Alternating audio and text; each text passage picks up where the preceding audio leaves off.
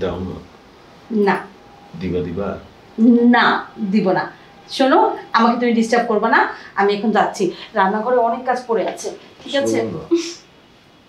আরে বলছি তো। বলছো কি হয়েছে? শোনো, আচ্ছা তুমি ঘুমাও তো, একটু ঘুমাও, আমি একটু কাজটা সেরে আসি, ঠিক আছে? কাজ তো পরেও করা যাবে। না, হাতের কাজ সারি, তারপর আমি তোমাকে ঘুম থেকে উঠাবো। তুমি বোঝারই চেষ্টা করছো না, আমার তো অল্প একটু দিলেই তো হয়। সময় কম লাগুক আর বেশি লাগুক, আমি এখন একদম পারবো না।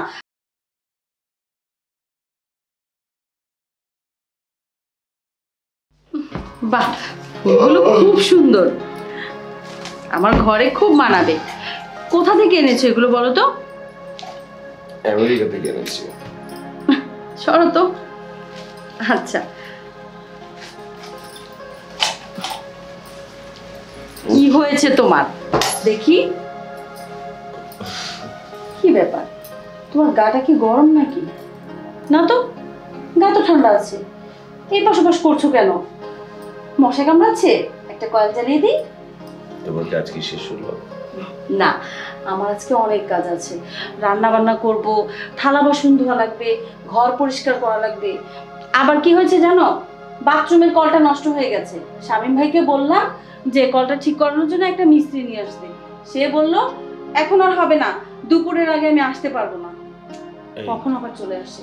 শোনো না, আমাদের রাস্তা দেরি হবে, আর তুমি কি বুঝতে পারছো না আমি কি চাচ্ছি?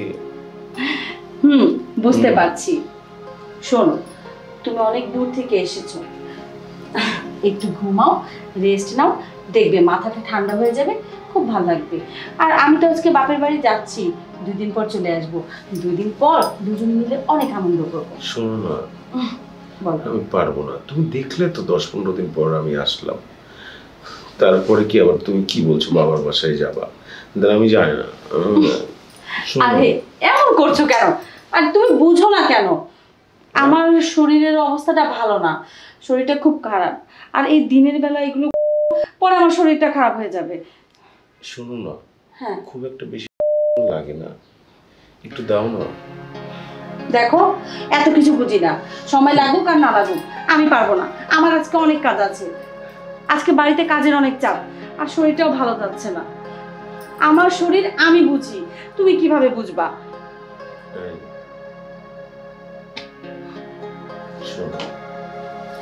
প্লিজ দাও না। না। দিবা দিবা? না, দিব না।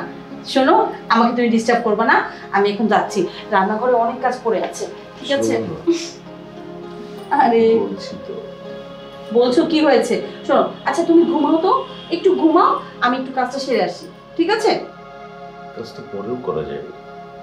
না, হাতের কাজ সারি, তারপর আমি তোমাকে ঘুম থেকে উঠাবো। তুমি বোঝারই চেষ্টা করছো না, আমার তো অল্প একটু দিলেই তো হয়। সময় কম লাগুক আর বেশি লাগুক, আমি এখন একদম পারবো না, আমার অনেক কাজ আছে। তুমি ঘুমাও তো, 1 ঘন্টা ঘুমাও, আমি হাতের কাজগুলো সেরে আসি, ঠিক আছে?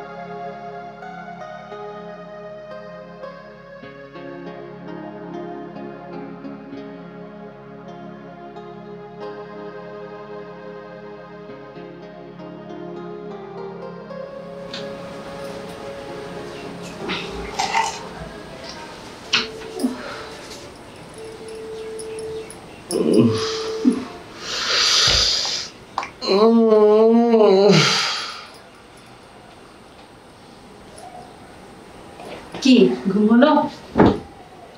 আচ্ছা, তোমার কথা কি ছিল? সব কাজটা সেরে এসে আমাকে কিছু দেবার কথা ছিল তোমার। শোনো, সারাদিন আমি অনেক কাজ করেছি, কাজ করতে করতে শরীরে আর পারছি না, আর কোমরটাও খুব ব্যথা করছে। তোমাকে তো আমি বলেছি 2 দিন পর বাপের বাড়ি থেকে আসছি, তারপর তোমাকে না হয় দিব, মন ভরে নিও, ঠিক আছে? তুমি আমার কথা বোঝার চেষ্টা করছো না। 14-15 দিন পর আজ বাসায় আসলাম, তুমি একের পর এক বিভিন্ন রকম অজুহাত দিচ্ছ, দিয়ে আমার কথাটা বোঝার চেষ্টা করছো না। ঠিক আছে, লাগবে না। আমার যেটা দরকার সেটা আমি নিবই। তোমার কাছে না পেলে অন্য জায়গা থেকে নিবো, যেখানে পাবো সেখান থেকে নিবো। দাঁড়াও, কোথায় যাচ্ছ তুমি? তোমার কোথাও যাওয়া লাগবে না, আমার কাছ থেকে তুমি সব পাবে। এত করে যখন তোমাকে বললাম, তুমি বুঝলেই না। এই নাও, তুমি তোমার মনের ইচ্ছা পূরণ করো।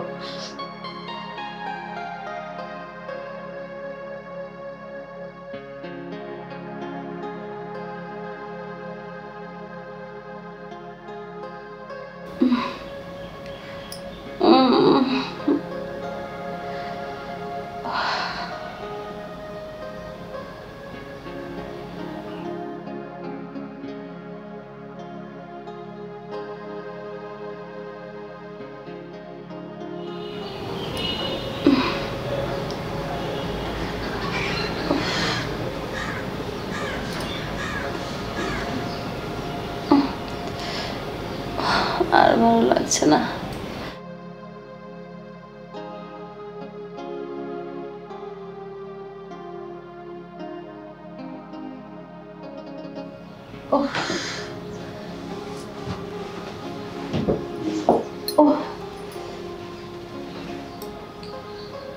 আর ভালো লাগছে না।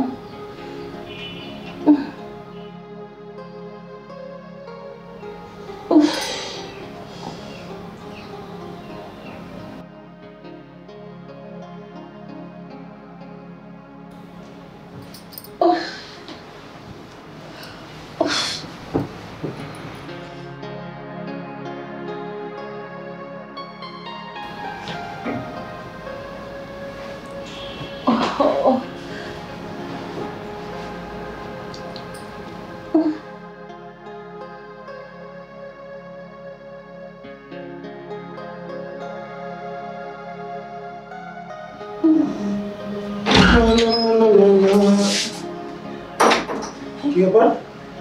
তুমি এখন শুয়ে আছো না কেন? তোমার না বাবার বাসায় যাওয়ার কথা? হ্যাঁ, তোমার গায়ে তো অনেক জ্বর। হ্যাঁ, বাবার বাসায় যাওয়ার কথা তো ছিল, কিন্তু তুমি বাইরে গেলে না, তারপর আমি গোসল করতে গেলাম, এরপরে এমন জ্বর আসলো, আর ভালো লাগছে না। সবকিছু আমার জন্য। আমি যে কেন তোমার কথা শুনলাম না। আসলে আমার বোঝা উচিত ছিল। মাথা গরম হয়ে গেলে না কোনো কিছু মাথায় থাকে না। আমি যদি একটু ঠান্ডা মাথায় বুঝতাম, তাহলে আজ তোমার এই অবস্থা হতো না।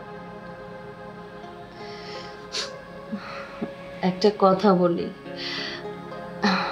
একটা বিবাহিত মেয়ের স্বামীকে দেখাশোনার পাশাপাশি সংসারের অনেক কাজ করতে হয়। খুব একটা সমস্যা না হলে কোনো স্ত্রী এইসব বিষয় এড়িয়ে চলে না। আমার আসলে উচিত হয়নি। তুমি সারাদিন পরিবারের সংসারের এত কাজ সামলাও, সামলানোর পরে তোমার তো ক্লান্তি বা অসুস্থতা থাকতেই পারে শারীরিকভাবে, সেটা আমার বোঝা উচিত ছিল। আমি পশুর মতো একটা কাজ করেছি তোমার সাথে। আমার মতো যেন এমন কেউ না করে, স্ত্রীকে বোঝার চেষ্টা করে সে আসলে কেমন আছে, কিভাবে আছে, তার সাথে কেমন ব্যবহার করা এখন উচিত। সবাই যেন ঠান্ডা মাথায় বুঝে শুনে চলে। আসলে আমি অন্যায় করে ফেলেছি, তুমি আমাকে ক্ষমা করে দিও, আর করবো না এমন। আচ্ছা ঠিক আছে, তুমি একটু আমার পাশে বসে থাকো।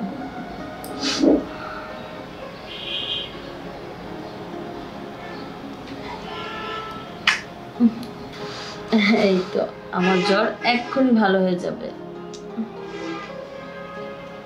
আর শুনুন, আপনাদেরকেও বলছি, ঘরের বউ রক্তে মাংসে গড়া একজন মানুষ, ওরা রোবট নয়। জোর জুলুম করে, অত্যাচার করে কোনো কিছু করা আমাদের কোনো পুরুষেরই উচিত নয়। এই জিনিসটা সবার মাথায় রাখতে হবে।